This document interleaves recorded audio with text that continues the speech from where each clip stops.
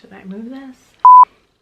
Hey guys, so we're back today with another video in my reparenting video series, and today I am talking all about the idea of being a good girl or a good boy. So if this sounds like something that maybe you resonate with, then be sure to keep watching.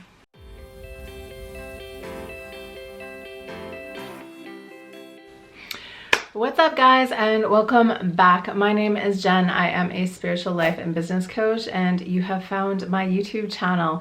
This is where I bring you 2 new videos every week, all about the art of combining mindset and manifestation together so that you can live your best life. And if that sounds like something you're interested in, then go ahead and smash that subscribe button somewhere around here.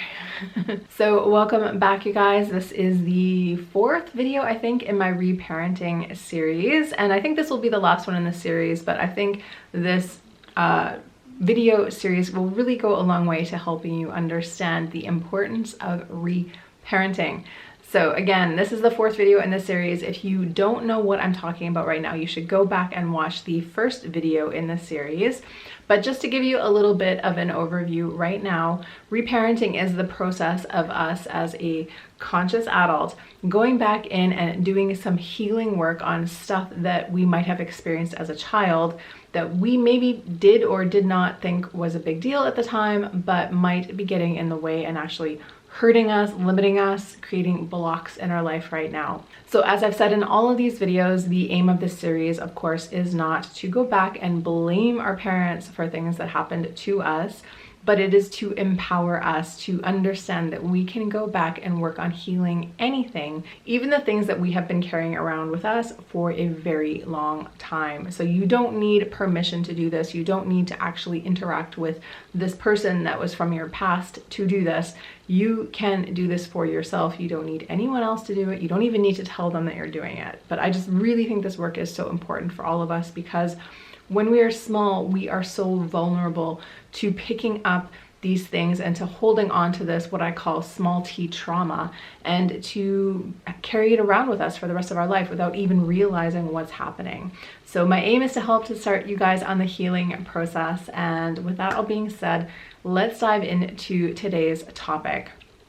So for the last few reparenting videos, I've given you some really common things that might have happened to you in your childhood, and I'm just showing you how these things can be misinterpreted and held on to us in the wrong way. So today's example that I'm sharing with you guys is just the sort of idea of being told to be a good girl or a good boy. So there's of course many ways that could happen. Maybe you're out on the playground and your parents really reinforced in you that you should be a good girl, or at school that you were supposed to be a good boy, or whatever the situation was. There's so many different places and times that this thing might have happened to us, but I think that this is another one of those examples that so many of us can relate to. And on the first glance, it doesn't sound like that terrible of a thing. Of course we want our kid to be a nice girl or a nice boy, right? That doesn't sound like anything that could possibly go wrong. However, the issue is that when we are so young, we are basically just our subconscious mind, and we are not our conscious mind. We are not able to take things in and rationally choose what we want to hold on to, or rationally understand the real intention behind something. So our very well-meaning parents might have said this to us, and it might have come to us with a message behind it, and that message is the thing that's really damaging to us. And so it's these subtle unsaid messages that really, I believe, are the thing that we really need to be aware of, because we all have this stuff, you guys. Every single one of us has this.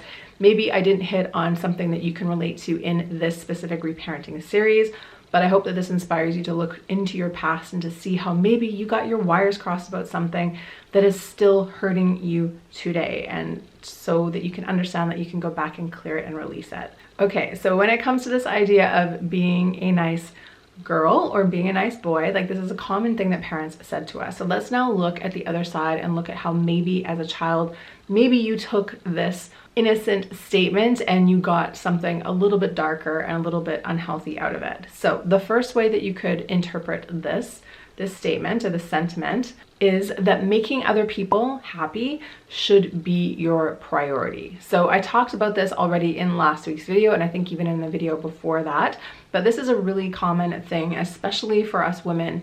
We have been socialized to put other people first and to always be concerned about how we look to other people.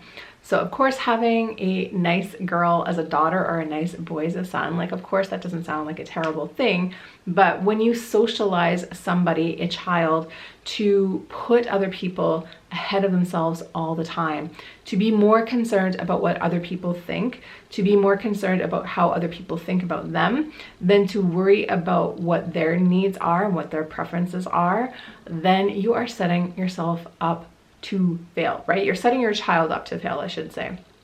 Because of course, in the real world, that kind of behavior is not going to make you happy. Okay, so this is kind of a two-parter, so I put it in two different notes here. But let's just talk about them, I guess, both together. So making other people a priority above you is a problem, right? Because you are your only project in this life, right? Like, you are here as a spiritual being to live your life purpose. You are not here to fulfill someone else's life purpose. And I know people get like a little bit weird about that at first, but like, you are not even here just to make your parents happy. You are here first and foremost to make you happy. And if you don't know how to do that because you've never done it before, or you're not even in touch with what makes you happy, then of course that is going to set you up to self-sabotage at some point in time, right? So the second part of this, and this is the second point I was going to make today, is that when you are a child, you might even have been rewarded for this behavior, right? So when your mom or your dad told you to be a nice girl or a nice boy, or to share your toys, or to do whatever it was that you had to do, then they probably rewarded you for it, right? They probably told you you were great. They told you you were good. Maybe you got an extra cookie or an extra hug, or just that verbal affirmation that you were doing a good thing. So here is the problem though. When you become an adult and your major motivation is to put other people first, and as a child you were shown over and over again that if you put someone else first, you will be rewarded for that. Once you become an adult, you are going to be awoken in a cold new reality, because in the real world, people aren't going to come back around and reward you for being nice. That sounds harsh, but that's true, right? Of course, people will appreciate you being nice. I'm sure that they appreciate you being nice, but they're not going to reward you in the same way you were rewarded as a child. So we're sort of setting children up to be rewarded for this kind of behavior and to think that this is how the world works, when in fact this is not how the world works, especially in a work environment. If you're a people pleaser and you're going to work and you're doing all this stuff for other people, and you think that, you know, if I do enough nice things for other people, they'll put in a word for me and I'm going to get the promotion, and then you find out that everyone else put in a good word for themselves and not for you, and you don't get the promotion, like, that is actually serving to harm you, right? Like, that behavior is no longer serving you. This behavior that we learned as children, this reward system that we were taught as children, is no longer applicable. So that's a big thing too that you really need to think about. So putting other people first can be a problem because you never end up prioritizing yourself. So that, and of course, in itself is a problem. But then also secondarily to that, if you think that you are going to get rewarded for doing this, as an adult, you probably are going to find out that you are not, or you are going to spend your life feeling resentful because this isn't happening anymore, right? This behavior that you had as a child does not really exist in the same way in the adult world, and that might make you feel very bitter, very resentful, or like there's something wrong with everyone, or that everybody owes you something. And that is a very difficult way to go through life. And if you really go back to where the cause of this is coming from, it could be from your childhood. So again, this is why this reparenting work is so important, because you can learn how to be an autonomous adult and to take care of yourself and to prioritize yourself in a healthy way.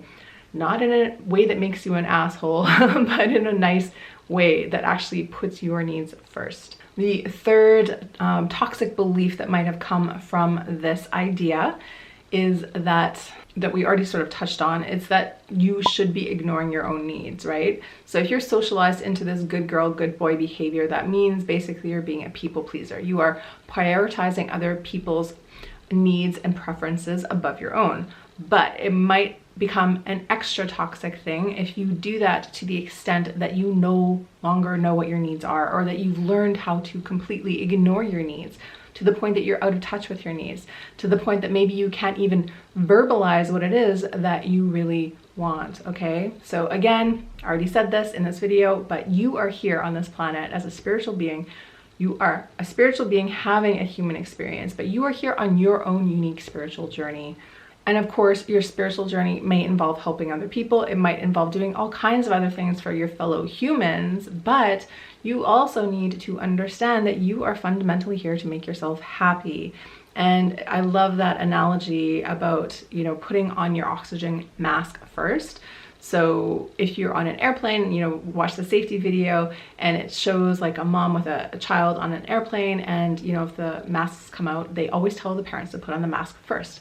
Because if something happens while you're trying to put on your child's mask, then not only may your child not survive, but then you might not survive, right? Because you prioritize them above you. So the first priority should always be you, and then you can help the child. And the same thing applies to our life. When we prioritize ourselves, we just become better at caring for other people, and we won't run out of gas while we're doing it. This is another big problem I see with people pleasers, is like we give and give and give and give to the point where we completely deplete our inner resources. But of course, nobody knows what our inner resources are like. Nobody really knows what our energy levels are like. We are the only ones in charge of that. But when we leave that in the hands of other people, of course, we're going to run out and then become not only not able to help people, but maybe even a burden to somebody because we've let ourselves come into this state. So super important to remember that your needs are important, as well as helping the people around you. And if you're people pleasing too much, you might have lost touch with this idea. The fourth point I wanted to make about this, the maybe toxic takeaway that you might have learned from this as a child, is that other people's opinions and beliefs matter more than your own. So people pleasing, again, is about making everyone else happy, but this can also be construed as everyone else's opinion of you is the most important thing, which means that you are essentially putting your self-worth in everybody else's hand, which is obviously a very dangerous way to go through life. I don't mean physically dangerous, I mean mentally and emotionally dangerous. If you cannot be happy unless all the people around you are happy with you, you are leaving a lot of room for unhappiness to come into your life. So your happiness really should only come from inside. Your self-worth, your self-love, everything is in here. And when you have that, again, on the inside managed, then that means you can really go around and help other people more.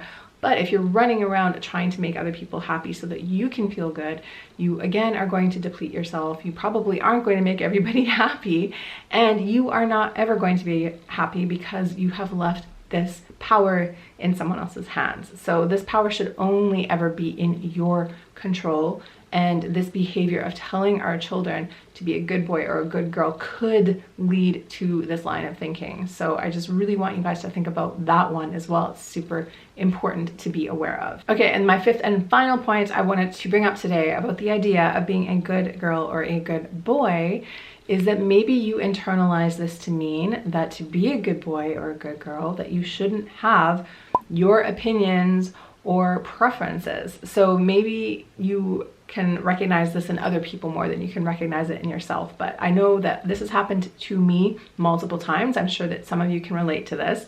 But have you ever gone for a dinner with somebody, maybe it's a group of people, or maybe just one person, and you're like, well, what do you feel like eating tonight? And this person says, oh, anything you like. Or something like that. Like you're trying to make a group decision and this person just defers to you and refuses to speak up with an opinion. Like that can be really frustrating from the other person's point of view, because we know everybody has an opinion, and we know that when we're asking for it, we're actually genuinely asking for that opinion. So I believe that this behavior really comes from that people-pleasing thing. Like people have been socialized to, you know, be chill and not have an opinion. Whereas in real life, not having an opinion and being like chill like that actually can create more tension, because you're being weird about not deciding on things, and like putting the decisions always entirely in someone else's hands is another way of being a burden. So I really want you guys to think on that as well. If you feel unsafe to voice your opinion, if you don't even know what your opinion is, if somebody asks you what your opinion is and you realize that you're not doing it for you, you're doing it to please someone else, then that is a real sign that maybe this is somewhere that you need some healing work. So that's it for today's video. Thank you guys so much for being here. I really hope you enjoyed this reparenting series. I think that's it for this series, but maybe I'll bring this back in the future if you guys enjoyed it. Did this video resonate with you? Did any part of this click? I would love to hear if this seems familiar, sounds familiar. So if you want to let me know what you thought, then go ahead and drop a comment below. I'd love to hear from you. If you like this video, please give it a like. If you know a friend that could use this message, go ahead and pass it along to them. If you want to watch more from me, you can catch my latest upload right here. And if you want to hang out for the long haul, go ahead and hit subscribe right here. So I'm wishing you guys an amazing, magical week of healing, and I will see you in the next one. So until then, just remember, get ready for the miracle. See you guys.